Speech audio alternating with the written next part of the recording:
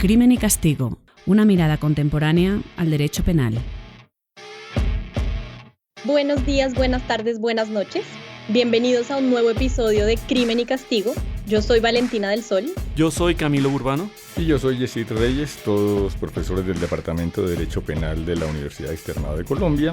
Y hoy hablaremos de cómo la tecnología ha impactado o se está interrelacionando con la administración de justicia en Colombia. Como consecuencia de la pandemia del COVID-19, el uso de las tecnologías de información y de las telecomunicaciones pues aumentó de una manera exponencial, sobre todo por necesidad más que por planeación.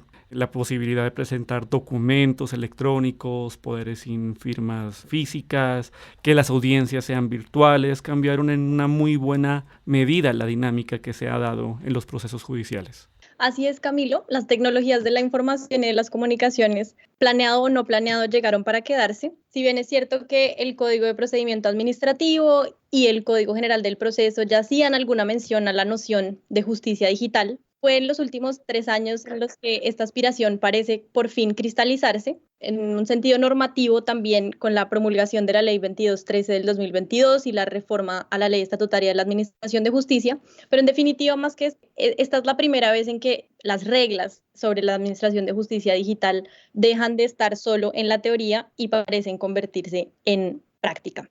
Precisamente hace unos meses la reforma dio mucho de qué hablar porque la Corte Constitucional en la sentencia C-134 del 2023 dijo que la práctica de pruebas en procesos penales, a diferencia de lo que ocurre en otros procedimientos, no debe hacerse de manera virtual. La Corte tomó esta decisión considerando los efectos negativos que esta práctica podría tener en el derecho al debido proceso.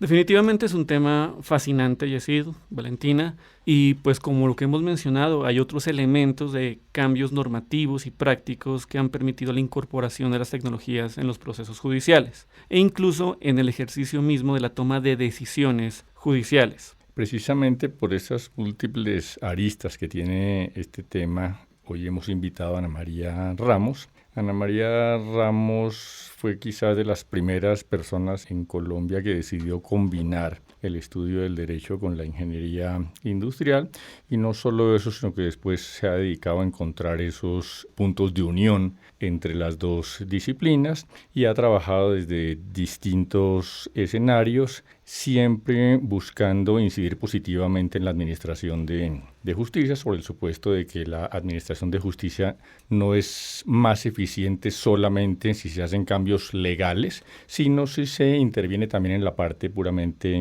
administrativa. Ana María trabajó en la Corporación Excelencia en la Justicia y actualmente es magistrada auxiliar de la Corte Constitucional, ha sido profesora también de la Universidad de los Andes.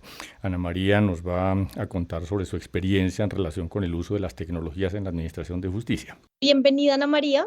Muchas gracias. Es un gran gusto que nos acompañes en este programa. Desde hace varios meses queríamos tener una conversación contigo, especialmente con ocasión de la sentencia que mencionó Yesid. Pero afortunadamente el tema de las tecnologías en la administración de justicia es atemporal y aún hay mucha tela por cortar. Entonces, antes de empezar, me gustaría que nos contaras por qué ingeniería y derecho. Ahora sí, muchas gracias Valentina del Sol, Yesid y Camilo por poder estar acá. Pues bueno, la verdad creo que la respuesta puede ser un poco cursi, pero cuando uno empieza a estudiar ingeniería industrial al principio hay mucho de un ciclo básico que tiene física, cálculo, mecasólidos, termodinámica, en fin. Y uno como que todavía no encuentra bien como el sentido de la ingeniería. Me gustaban las matemáticas, pero no lo veía.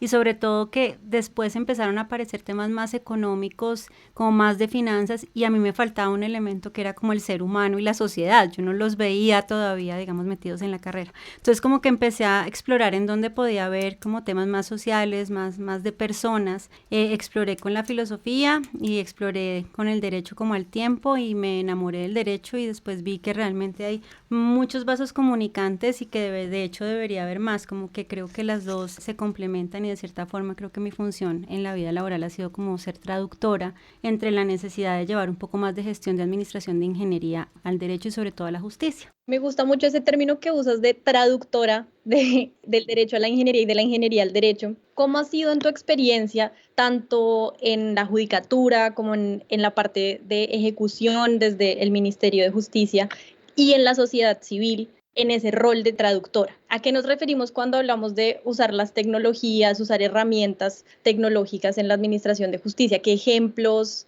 has experimentado tú en este rol que has tenido en estos cargos? Bueno, pues primero entender que la tecnología es eso, es una herramienta y sobre ella se han planteado como dos posturas, una de los que son como los tecnooptimistas que piensan que entonces va a llegar el expediente electrónico y ahora la inteligencia artificial y todo lo hará y todo será eficiente y perfecto, y aquellos que tienen temores porque ven que esto es como muy, no sé, como muy taylorismo, capitalismo, eficientismo, que va como a deshumanizar la administración de justicia. ¿Cómo la veo yo? Pues es en ese punto medio entre esos dos extremos y es una herramienta que puede ayudar a los propósitos que tiene la administración de justicia, es decir, a que sea más accesible el sistema judicial, más eficiente, que haya más seguridad jurídica, y yo creo que si uno no empieza pensando las herramientas desde ese propósito, las va a diseñar muy mal. ¿Y cuáles son los usos? Son muchos. Y creo que cada uno tiene distintos niveles de riesgo y de impacto, pero por ejemplo uno puede hablar de herramientas para acercar a la justicia al ciudadano como los chatbots que pueden, pues que son estos agentes conversacionales que pueden tratar de ayudar a hacer como ese primer punto de orientación en un sistema judicial que es complejo, en el que hay muchas entidades, muchas normas, mucha jurisprudencia. Uno puede pensar la tecnología dentro ya de los casos del sistema judicial mismo, de la administración de justicia, cuando habla del expediente electrónico, que es como para mí el metro de Bogotá, como esa meta a la que llevamos años apuntando y no hemos logrado, pero bueno, el expediente electrónico para tramitar virtualmente casos de una manera ordenada, que facilite también la interacción con los ciudadanos, pero dentro de la misma administración de justicia. Podemos hablar de herramientas para pasar, por ejemplo, voz a texto, ahorita que tenemos pues la oralidad con los nuevos códigos procesales y que eso se ha vuelto un problema, un desgaste para la segunda instancia. Podemos hablar de herramientas que ayuden, por ejemplo, a tener mejores buscadores de jurisprudencia para, digamos, que logremos conseguir como la jurisprudencia pertinente de acuerdo al caso que se necesite y eso no nos tome tanto tiempo, pero además busquemos como la jurisprudencia o la sentencia acertada para lo que estoy necesitando y yo creo que eso ayuda a la seguridad jurídica. Y tenemos, digamos, como otros usos que quizás son los más polémicos y yo creo que todavía nos falta mucho para llegar ahí y es como usar la tecnología para sugerir o reemplazar decisiones judiciales propiamente dichas. Ese es como ya como en caricaturizando es lo que llaman como el juez robot o los jueces semi-robots. Ahí sí creo que pues todavía yo no le veo tanto potencial. En esa descripción tan esquemática y clara que nos planteas, ¿cuáles son los principales retos? No sé, me imagino que son distintos según cada uno de esos ámbitos de acción de la tecnología en la administración de justicia. ¿Cuáles son los principales retos que enfrentamos hoy en Colombia? Bueno, yo creo que hay un reto de base y es la infraestructura para poder usar tecnología. Entonces ahí tenemos una brecha digital que no se puede menospreciar porque pues podemos tener herramientas que funcionen bien en Bogotá, pero en otros lugares del país no. Y eso pasa pues por tener tanto buen internet como herramientas, como que la gente las sepa usar. Entonces, por ejemplo, una herramienta tecnológica no va a ayudar al acceso a la justicia si está en un sitio donde nadie tiene internet o nadie sabe cómo usarlo. Otros retos son más de gestión, ahí es donde yo creo que le da un poquito de sentido lo que estudié, y es que hace mucho tiempo llevamos hablando en los códigos procesales y en la misma ley estatutaria que fue muy visionaria, como del uso de la tecnología en la justicia. O sea, el artículo 95 de la ley estatutaria dice que la tecnología estará al servicio de la administración de justicia, digamos, es una cosa muy amplia que yo creo que da para tecnificar a toda la rama judicial, pero hemos estado muy atrasados en llevar eso a la realidad. Entonces acá no es solamente tener la carrilera, digamos, de la infraestructura, los computadores, etcétera, sino tener esos sistemas de información que permitan como la transacción procesal, como hacer notificaciones, tener reportes, tener la carpeta del proceso ordenada, no como estamos ahorita como dependiendo excesivamente del correo electrónico. O sea, no tenemos expediente electrónico, tenemos un sistema basado en Office, básicamente en el correo. Yo creo que ese es un reto enorme que tiene que ver mucho con la planeación y ejecución de la rama judicial. Ha habido muchos intentos desde hace más de una década de tener un expediente electrónico y no lo hemos logrado. Yo creo que ya no podemos decir que esto va primero que la inteligencia artificial porque ya esta se vino, pero esa es una deuda pendiente en la que tenemos que desatrasarnos. Y un tercer reto, creo yo, que tiene que ver con las nuevas tecnologías que ya no dependen de que la rama judicial las quiera poner a disposición de los jueces y funcionarios o no. El expediente, si no llegaba, pues seguíamos en papel hasta que la pandemia nos obligó a tal cosa y bueno, y uno estaba como encarcelado un poco en lo que ofrecía la misma rama judicial para trabajar. Pero las nuevas tecnologías están a disposición de todos. ChatGPT o Bing o todo este tipo de herramientas que además se han derivado de estos nuevos grandes modelos de lenguaje, pues los puede acceder cualquier persona con su cuenta de correo. Y eso, digamos que pone un reto para la rama judicial y retos éticos también creo yo, y es cómo se va a usar eso, cómo voy a capacitar a las personas para que no hagan un mal uso de esas herramientas, ¿sí? Para que sí me pueden servir y para que definitivamente no, y puedo estar cometiendo una injusticia y digamos afectando realmente a la justicia en vez de ayudarla. Entonces yo creo que ese es un reto, como saber cómo aproximarnos a eso que no se desarrolla dentro de la rama judicial, y la otra es cómo nosotros mismos aprovechamos las nuevas tecnologías para mejorar el sistema de justicia, y hay algunos ejemplos que se han intentado. Pretoria en la Corte Constitucional es un ejemplo, digamos la incorporación de la inteligencia artificial en las relatorías es otro ejemplo.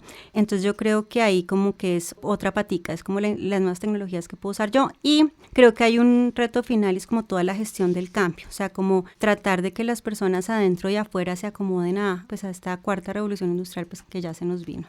Tú nos hablaste de que hay áreas en las que aún no estamos listos para promover el uso de las tecnologías en la administración de justicia. Para cerrar en 30 segundos, ¿cuáles son esas áreas y por qué no estamos listos? La inteligencia artificial tiene distintos riesgos y distintos usos. Una cosa es que yo use la inteligencia artificial para decirle a una persona cuál es la dirección de la fiscalía o cuáles son los requisitos para presentar una denuncia, o para buscar una sentencia sobre la entrega de medicamentos en el sistema de salud. O para que, por ejemplo, me extraiga los nombres de una persona o algunos datos básicos y yo pongo una pila de documentos y me saque esa información de unos documentos y me las ponga en un Excel. Esos son unos usos. Pero otra cosa es que yo le pregunte a la herramienta, por ejemplo, si hay probabilidad de riesgo de reincidencia de una persona, que es el ejemplo típico que ha existido pues en Estados Unidos con Compass, pero en Colombia se hizo un intento con una herramienta llamada Prisma, y es tratar de medir la probabilidad de riesgo de una persona de reincidencia, y una herramienta a la que yo le diga, tengo estos hechos, redácteme un fallo. Yo creo que en esto primero hay que entender, y todos los abogados debemos entenderlo, cómo se construye esto. Hay dos vías para que haya sesgos: los datos mismos y el algoritmo, digamos, con el que yo construyo detrás de esa herramienta. Entonces yo meto datos sesgados porque la sociedad tiene sus sesgos en las que, no sé, hay una sociedad que captura solamente personas afrodescendientes, pero además en el algoritmo le doy un peso a eso, o incluso no se lo doy, no se lo doy directamente, ya voy a explicar eso, pues yo voy a terminar generando una herramienta que, digamos, haga que se perpetúe y reproduzca ese sesgo y esa desigualdad. Y en la proyección de decisiones judiciales yo veo a veces personas muy optimistas, como, ay no, para casos que sean muy parecidos y casos patrón de esos de salud, de petición, que la máquina haga eso. Yo creo que eso es desconocer que los hechos y el derecho son muy complejos, que los sistemas de inteligencia artificial parten como de grandes patrones y pueden perder detalles, que hay márgenes de acierto y de error en las herramientas, que así como a uno Netflix a veces se equivoca y le sugiere una película que no es, o Spotify una canción que no es. Eso, digamos, que uno lo puede aceptar porque es un tema comercial que no cambia la vida de alguien, pero esos márgenes de error que tiene la inteligencia artificial puestos en algo que afecta la libertad o los derechos de una persona, yo creo que no son admisibles, ¿sí? Entonces, a medida que el riesgo, digamos, es mayor, el riesgo de afectar los derechos de una persona, yo creo que los usos tienen que ser más restringidos, y yo creo que toda esta regulación pues se está discutiendo en Europa, y ahorita pues en Estados Unidos pasó el Ejecutivo, porque allá creo que el Legislativo tampoco ha querido moverse mucho, pues van a servir para que pongamos algunos linderos al uso de la inteligencia artificial en general, no solamente en la justicia. Muchas gracias, Ana María. En la descripción del video podrán encontrar más información sobre el trabajo que has hecho, y síganos en la segunda parte de este programa. Ahora, en Crimen y Castigo, el debate. Cuando hablaba Ana María del uso de las tecnologías en la administración de justicia, pues uno puede diferenciar como dos grandes campos. Uno como insumo para el procedimiento y la mejora de la administración de justicia propiamente dicha, como sucede por ejemplo con las audiencias virtuales, el expediente digital, pero por el otro lado también está el tema de la toma de decisiones a través de estas herramientas, que fue lo último que Ana María dijo. Yo quisiera primero como concretar un par de conceptos que tú dijiste, Ana María, y tú hablaste como de dos herramientas, una que es Pretoria y la otra Prisma. ¿Nos puedes contar un poco brevemente qué significa cada una para que las personas que nos escuchan lo tengan claro? Yo creo que son de los pocos ejemplos que hay de aplicaciones de inteligencia artificial en la justicia. Prisma es un piloto que creo que no llegó a expandirse, yo creo que afortunadamente que empezó en la Fiscalía en el año 2017, que era una herramienta que trataba de predecir el riesgo de que una persona volviera a cometer un delito. Y eso se hacía con base en cierta información, entonces si tenía capturas anteriores, el tipo de delito, etcétera. Eso daba pues algún tipo de riesgo, como de nivel de riesgo, y se supone que eso ayudaría a tomar una decisión sobre si se imponía una medida de aseguramiento o no. Esto parte de experiencias que existen en otros países, pero ¿cuáles son los debates que hay alrededor de esto? Primero, cuando uno entra en estas herramientas, y eso fue lo que pasó con el famosísimo caso de Compass, así uno no le meta algún dato que evidentemente sea sesgado, como decir el color de la piel de una persona, estos pueden estar, digamos, ocultos detrás de esa información. Entonces, si yo le meto datos de capturas anteriores de una persona y el mundo en el que estamos, la sociedad en la que estamos, captura son personas sin recursos económicos de cierto color, etcétera, el sesgo lo estoy trayendo, digamos, por detrás, lo estoy trayendo oculto. Entonces, ese es como un problema. Y el otro es como qué hace el fiscal o qué hace el juez con esto y cómo uno puede debatir en torno a eso que dice la herramienta, que si uno no sabe cómo se entrena, la puede tomar como algo cierto, cuando en realidad puede a veces ser incluso más equivocado que una persona, incluyendo los sesgos que de hecho tiene una persona. En Estados Unidos,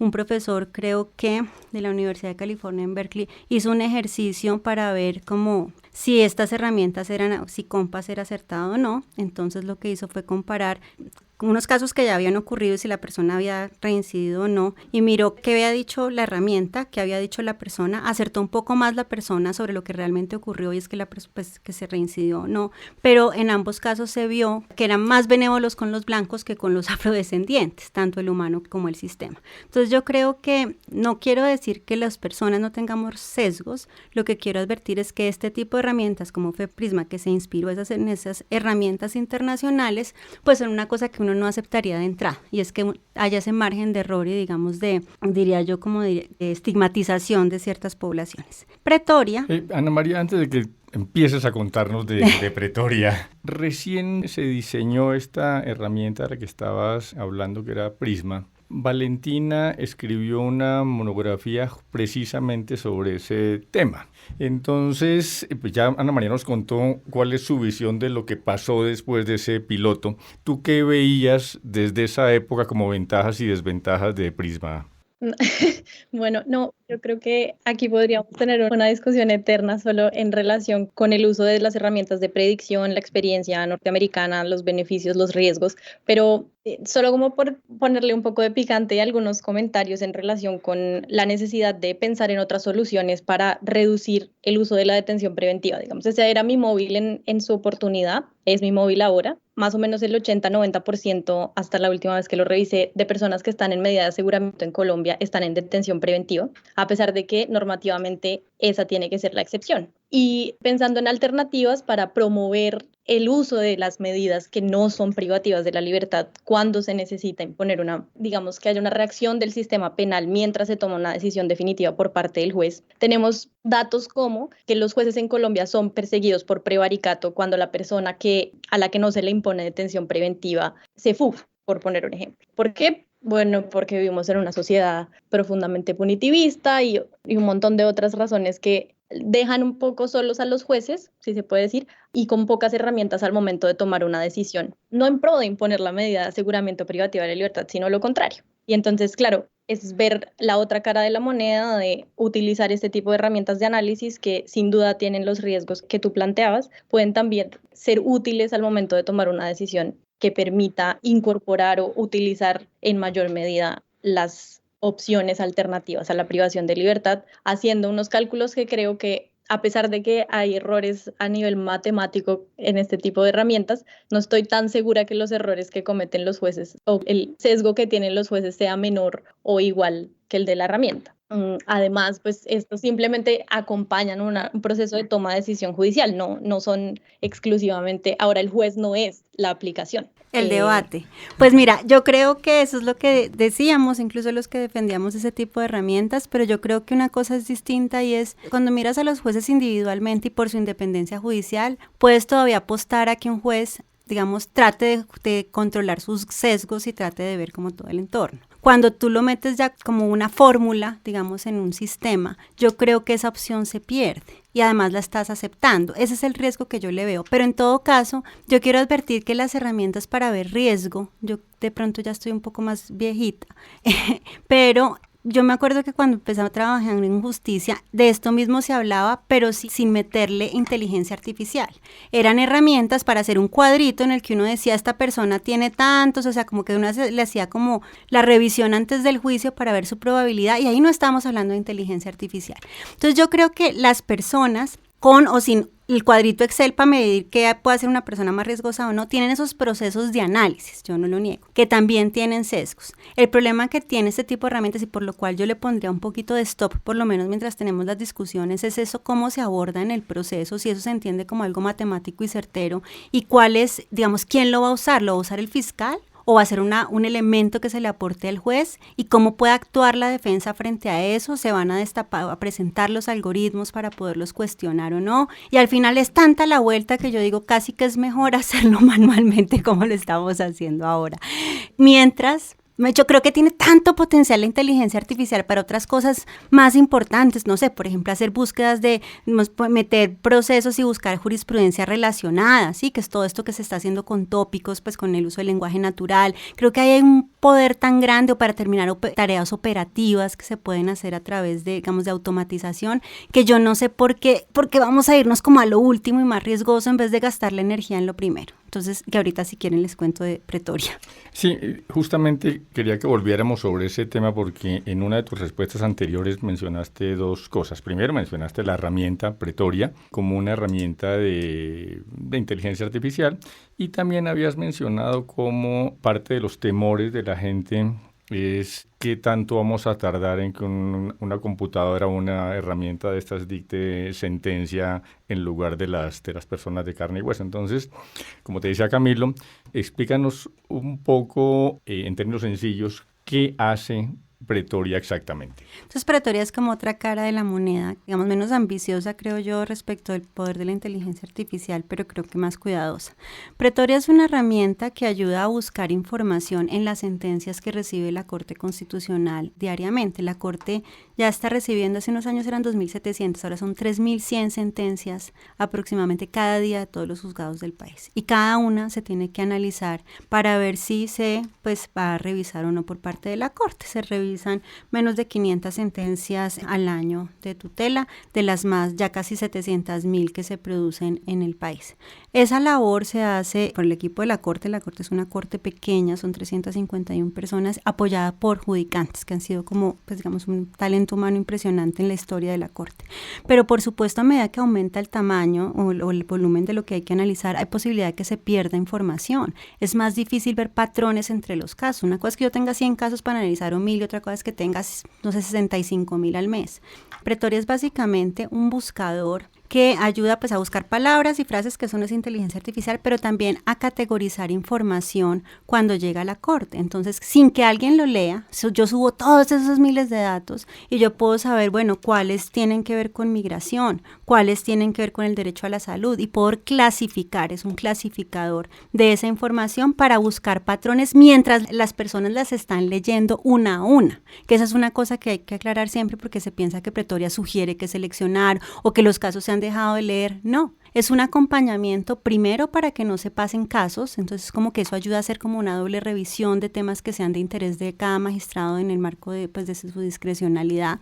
Ayuda a ver, por ejemplo, hacer búsquedas, oiga, ¿qué está pasando con el tema de la registraduría y los migrantes? Voy a buscar, si están, me pareció ver 3 casos, voy a ver si hay más, entonces puedo buscar, no ver los árboles en la tutela, sino el bosque, y yo creo que es como una herramienta casi como la que uno podría utilizar como en investigación criminal también, es que ayuda a asociar datos, pero el que le mete los parámetros es el usuario. Y de esa manera no se descuida el caso a caso, porque si no viéramos el caso a caso, no estaríamos hablando ni de las familias multiespecies, ni de pronto de, no sé, los derechos de los homosexuales. O sea, yo creo que uno si solamente ve lo grande y no ve el detalle, que es lo bueno del que ha hecho la Corte, es meterse en grandes temas a través de pequeños casos, estaría perdiendo mucho. Pero como un acompañamiento ayuda a revisar la calidad de la decisión, a encontrar patrones y a buscar casos de interés, porque pues el derecho evoluciona y también hay que ver qué más está llegando y no pues darle siempre sobre lo mismo, pero pues no cambia las reglas de juego de la tutela, digamos. Ahora Camilo nos puede contar algo de herramientas como Watson seguramente utilizadas en la Fiscalía, pero antes de eso, esa cantidad de expedientes de tutela que llegaban a la Corte Constitucional tenían un problema adicional y se enviaban en físico por correo ordinario y eso supone pues costos, dificultades. Muy bien la utilización de Pretoria, pero ¿cómo hicieron para solucionar el otro problema, que es la llegada de los expedientes físicos por correo físico también a la Corte Constitucional? Bueno, la respuesta corta es que se hizo una plataforma para que la información de las tutelas llegara de manera ordenada, porque era, pues si no, en pandemia, pues todo cambió, todo era en papel, todo se recibía en cajas, en fin.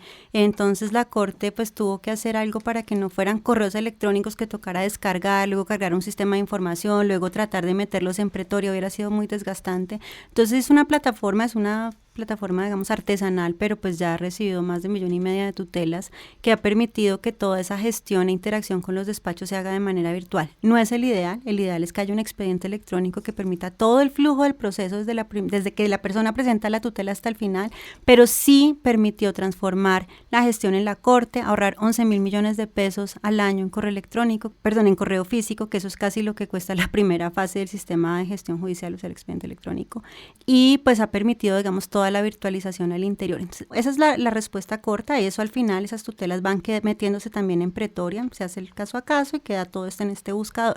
Pero ¿cuál es como el mensaje que me parece bonito ahí? Es, miremos que hay herramientas muy transformadoras. Esta es artesanal, mejorable, tiene muchos problemas que no haya un expediente electrónico, pero transformó y ahorró muchísima plata. Y a veces uno busca soluciones enormes, es como buscar una escopeta para matar un mosquito, que no responden como a la necesidad, digamos, de la tecnología. Entonces acá es porque a veces oigo como unas ideas de crear herramientas que resuelven problemas que se podrían ahí sí resolver con un Excel o con un Power Automate o con cosas mucho más sencillas y menos costosas. Entonces un poco el llamado es a miremos el costo-beneficio de lo que hacemos, porque no todo es inteligencia artificial ni todo es tecnología necesariamente. Hay muchos más problemas en la justicia. Claro, ustedes han hablado de diferentes aspectos relacionados con la tecnología en la administración de justicia. Yo, si me permiten una opinión muy rápida, yo creo que el tema de inteligencia artificial está un poco sobrevalorado actualmente, pero eventualmente tendremos que lidiar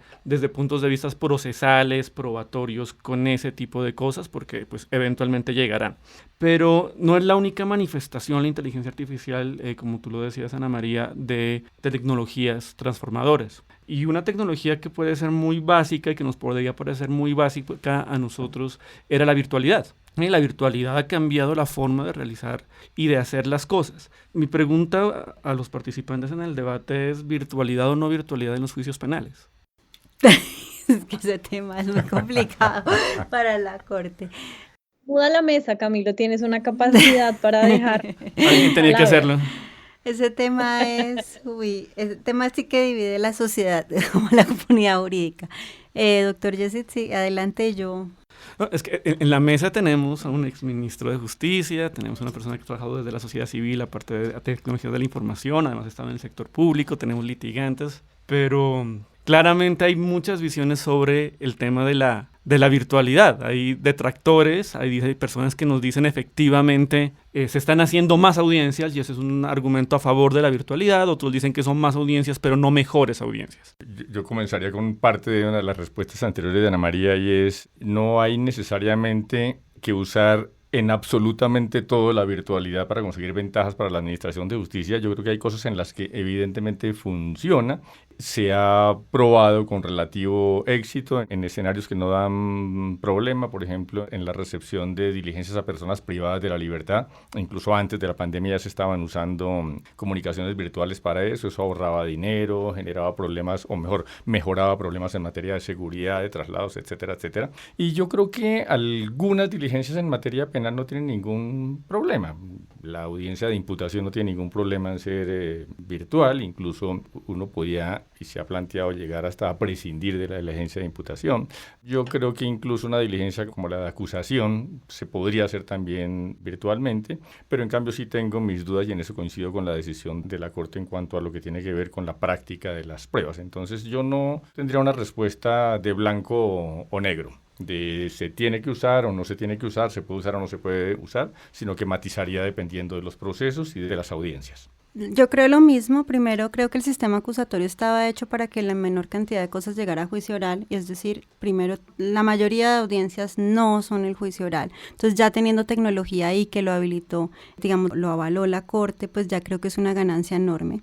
En lo otro, yo estoy entiendo las dos posiciones de quienes dicen que hay audiencias de juicio oral que no son tan complejas y podría hacerse virtual, pero yo sí creo que eso, digamos, debería ser súper, hiper, mega excepcional. De hecho, ahí quedaron como algunas posibilidades mínimas abiertas en el comunicado de prensa, pero yo sí creo que la presencialidad aporta a la práctica de pruebas, y no por esto que ridiculizan, que es que si el juez examina el sudor de la persona o sus nervios, no por eso. Es porque definitivamente sí hay cosas que funcionan, interacciones sociales que funcionan mejor de manera presencial, y no me refiero solamente en el derecho. Entonces, pues yo creo que el debate está abierto. A mí lo que me ha parecido un poco impresionante es la forma en la que se ha dado el debate por parte de algunos sectores, porque creo que se ha salido un poquito de lo académico y han llegado pues a afirmaciones que a mi juicio personalísimo son absurdas, y creo que pues hay muchos argumentos mucho más válidos, como que de pronto creo que incluso han caído en ataques a la Corte Constitucional que pues yo la verdad no comparto, y no por ser de la Corte, sino porque creo que así no se debate, pero bueno. Un tema menos complicado, si les parece, y es que la administración de justicia y todas las tecnologías de la información en la administración de justicia requieren dinero. Estos cambios no son gratis, son cambios que se deben hacer con un cierto nivel de compromiso presupuestal. Mi impresión, sin estar metido en el tema de fondo, es que no se le está poniendo el debido cuidado al tema presupuestal y al tema de tecnología dentro de la administración de justicia en un país que ya de por sí tiene recursos limitados para ese tema. Bueno, yo creo que el atraso en tecnología no ha sido necesariamente de recursos económicos. Yo creo que ha sido también de planeación y gestión de los recursos. Así, a ver, la rama en este momento, el próximo año, creo que va a tener un presupuesto de 9.8 billones de pesos, o sea, el 2.4%. Hace como 3 años era el 1.66, o sea, se ha fortalecido. Pero en el presupuesto de las entidades y de la rama en particular, lo que se hace, digamos, el presupuesto donde sale la tecnología es presupuesto de inversión. Y ese siempre ha sido subejecutado. No se alcanzan a entregar, digamos, o no se hacen los contratos, o cuando se hacen no terminan en bienes y servicios adecuados que permitan pues la ejecución presupuestal, por lo menos como la mide el gobierno. Entonces yo creo que ha habido también un mal uso de recursos y quizás una falta de planeación, como que se sacan proyectos pero a veces sin un orden. Entonces yo que necesito primero tener los documentos organizados, entonces un gestor documental, luego las transacciones, luego una sede electrónica para que la gente mande las cosas por un mismo lugar. Entonces creo que esa forma de empezar y de escalar, porque claramente es muy difícil hacerlo. La rama tiene 35,000 personas, tiene presencia en cada municipio del país, es decir, no es una entidad, es que a veces se compara la rama con una entidad, son muy distintas en sus dimensiones, tienen muchos tipos de procesos, en fin, pero yo creo que incluso dentro de ese reto, pues sí, el tema no es solamente de plata, sino de cómo se hace esa gestión de recursos, y también como que no se tengan que gastar, no todos, mucho. El tema de la anualidad también limita mucho la ejecución, entonces hay que pensar en medidas como las vigencias futuras, en fin, pero no es solamente un tema de plata. Ahí se me sale el ingeniero industrial, también es de gestión. Absolutamente claro que habló la ingeniera. ¿Y el tema de la brecha digital qué? Eso tampoco es un tema tan sencillo. Tenemos partes en Colombia donde el internet o no llega o es absolutamente deficiente, tenemos un analfabetismo digital muy alto, eso influye también en el uso de las tecnologías de la información en un servicio que tiene que llegar por igual a todos. Sí, digamos que cuando uno ve los informes que saca el DANE, ve pues que realmente casi que Bogotá es la única que tiene como una conectividad superior al 80%, hay lugares que lo tienen menos del 10%, que son pues Pechaba, UPS, en las mismas zonas que están apartadas territorialmente. Yo creo que algo que es transformador no solamente para la justicia, sino para la vida de las personas es eliminar las brechas virtuales y presenciales. O sea, yo no creo que la justicia esté aumentando la brecha, sino que está reproduciendo la misma brecha que existe presencial. Bueno, ha sido esta una conversación muy estimulante. Creo que querer abordar todos los temas relacionados con tecnología es imposible para este podcast, así que seguramente podremos tener una cita más adelante contigo, Ana María, y con mis compañeros de mesa frecuentemente en Crimen y Castigo. Gracias por haber estado con nosotros hoy y gracias a quienes nos escucharon en el episodio. Para conocer más información sobre este podcast y sobre otras actividades del Departamento de Derecho Penal de la Universidad Externado de Colombia, síganos en @derpenalus.